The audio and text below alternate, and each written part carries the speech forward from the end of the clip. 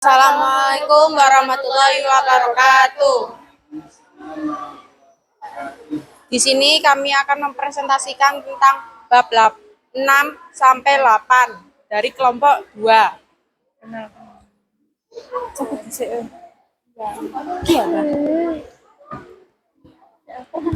Perkenalkan, nama saya Aprilia Putri Sadia dari absen 1.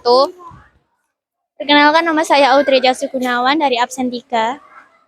Perkenalkan, nama saya Fadira Dewi Icoli dari absen 9. Perkenalkan, nama saya Sylvia Indah Maharani, absen 26. Perkenalkan, nama saya Verlita Evelina Jenny Putri dari absen 29. Perkenalkan, nama saya Zaskia Marita Devi dari absen 31.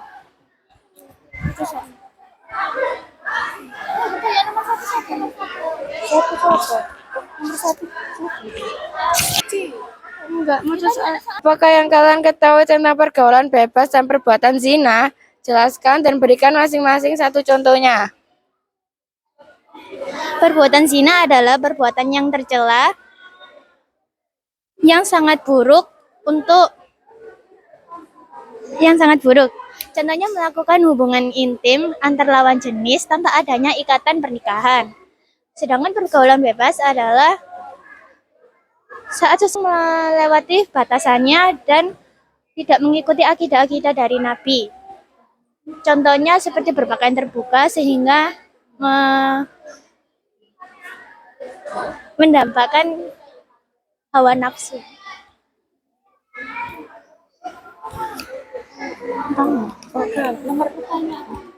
Sebuah larangan biasanya dilatar belakangi adanya kekhawatiran, begitupun dengan larangan pergaulan bebas dan zina. Dalam ajaran Islam, jelaskan mengapa pergaulan bebas dan zina merupakan perbuatan yang dilarang oleh Allah. Karena pergaulan bebas dan zina akan berakibat merendahkan harkat dan martabat pelakunya di hadapan Allah Subhanahu wa taala dan di hadapan manusia.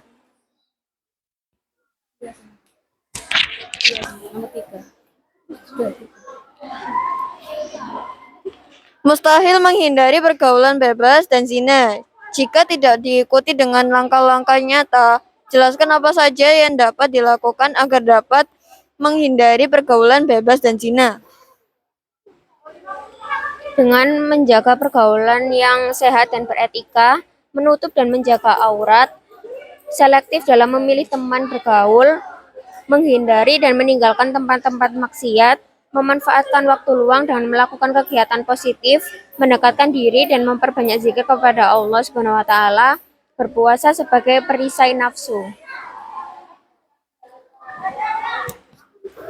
Akibat dari pergaulan bebas dan zina akan ditanggung oleh pelakunya baik saat masih berada di dunia maupun azab di akhirat.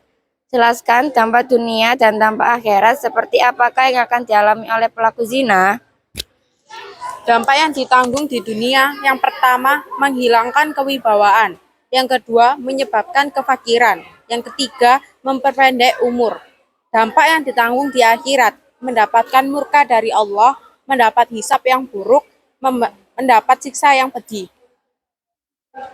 Bagaimana pendapat kalian jika melihat tayangan berita tentang penemuan mayat bayi di tempat sampah, berita tentang tindak pidana aborsi, dan sebagainya? Bisakah hal tersebut dihindari?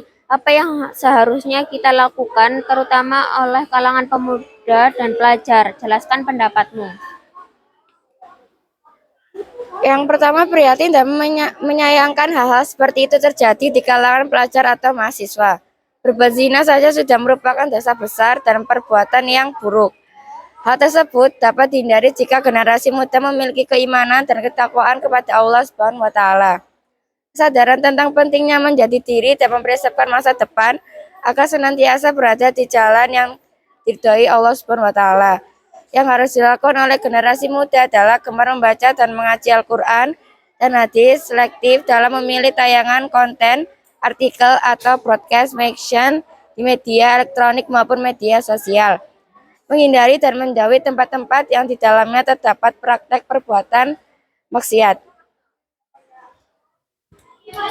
Akidah dan perilaku memiliki hubungan yang saling terkait satu sama lain. Perilaku manusia merupakan cerminan dari akidah dan keimanannya. Oleh karena itu, akidah dan keimanan harus tertanam dalam diri seseorang sejak dini. Bagaimana cara menanamkan akidah dalam diri seseorang sejak usia dini? Caranya adalah mengajarkan Al-Quran, mengucapkan kalimat tauhid, menumbuhkan rasa cinta kepada Allah Subhanahu wa Ta'ala, dan membacakan kisah Nabi.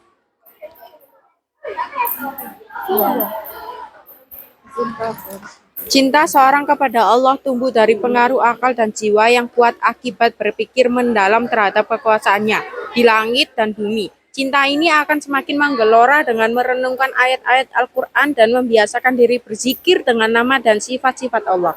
Mengapa seorang hamba harus memiliki rasa cinta kepada Allah?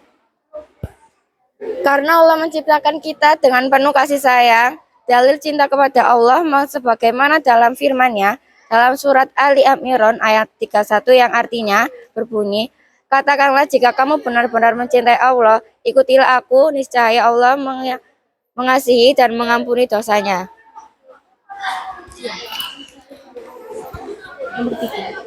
Seorang yang cinta kepada Allah memiliki tanda-tanda tertentu, di antaranya terungkap dalam Quran Surah Al-Imran ayat 31 sebagai berikut. Jelaskan tanda-tanda cinta kepada Allah Subhanahu wa Ta'ala sesuai kandungan ayat tersebut. Melakukan perintah Allah dan Rasulullah, menjauhi larangan Allah dan Rasulullah, melakukan sunnah atau apa saja yang dilakukan Rasulullah Shallallahu Alaihi Wasallam.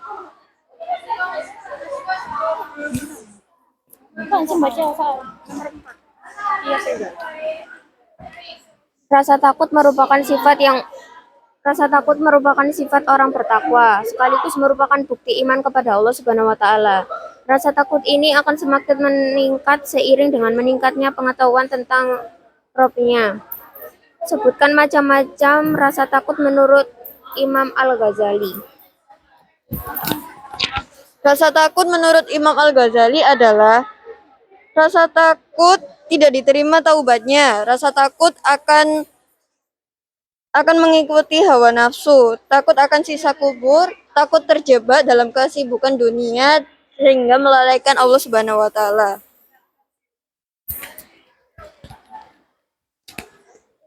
Ketika seseorang memiliki sifat roja, maka ia akan bersemangat untuk menggapai rahmat Allah Subhanahu wa Ta'ala, yang Maha Pengampun, Maha Pengasih, dan Penyayang.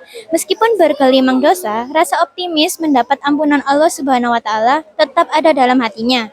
Namun perlu diingat bahwa sifat raja ini harus bersanding dengan sifat khauf. Jelaskan dampak positif bersandingnya sifat khaus dan raja dalam diri seseorang. Akan menyebabkan seseorang selalu giat beribadah karena sadar akan kembali kepada Allah dan takut atas azab Allah. Akan menyebabkan seseorang menjadi pribadi yang lebih baik dan tidak terlalu mencintai dunia secara berlebihan. Mengapa seorang mukmin harus menghindari sikap temperamental atau godap dalam kehidupan sehari-hari? Jelaskan. Seseorang harus menghindari sikap temperamental atau gadap dikarenakan sifat itu tercela dan buruk, sehingga dapat mendapatkan hal buruk terhadap diri sendiri termasuk orang lain.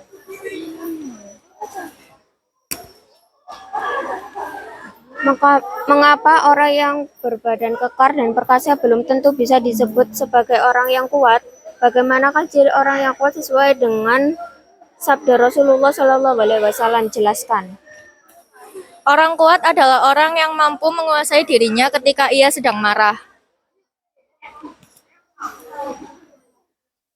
Jelaskan manfaat membiasakan perilaku mujahdah an-nafs dalam kehidupan sehari-hari. Mampu menahan emosi dengan baik, terhindar dari sifat rakus dan tamak, terhindar dari kesalahpahaman yang tidak perlu, sabar dan menghadapi musibah dan cobaan dari Allah Subhanahu wa Ta'ala, mampu bergaul dan bersosialisasi dengan baik di masyarakat. Tuliskan kembali doa yang dianjurkan untuk dibaca pada saat kita sedang tersulut emosi. Apakah makna yang terkandung dalam doa tersebut? A'udzubillahi minasyaitonirrajim. Aku berlindung kepada Allah dari godaan setan yang terkutuk. Jelaskan hikmah yang membiasakan perilaku syaja'ah baik bagi diri sendiri, baik keluarga maupun bagi bangsa dan negara. Yang pertama ada bagi diri sendiri, seorang mukmin yang memiliki sifat saja akan memiliki kualitas mental dan bersikap dewasa dalam menghadapi semua persoalan. Yang kedua, ada manfaat bagi keluarga. Keluarga yang mendidik dan membiasakan perilaku syaja'ah bagi semua anggotanya akan hidup dengan tentram dan nyaman. Mereka tidak akan takut kekurangan materi duniawi karena segala sesuatu dianggap sebagai sebuah kenikmatan sementara yang bisa mengurangi kadar keberanian dalam mendahulukan perintah Allah Subhanahu wa taala. Yang ketiga, ada manfaat bagi agama, negara, dan bangsa. Negara kita akan menjadi negara yang kuat, maju, dan terhindar dari tindakan-tindakan yang melanggar hukum. Dan norma agama seperti korupsi, peredaran narkoba, terorisme, dan tindakan-tindakan kriminal lainnya karena seluruh masyarakat dan aparat penegak hukum berani dan kompak dalam beramar ma'ruf nahi munkar.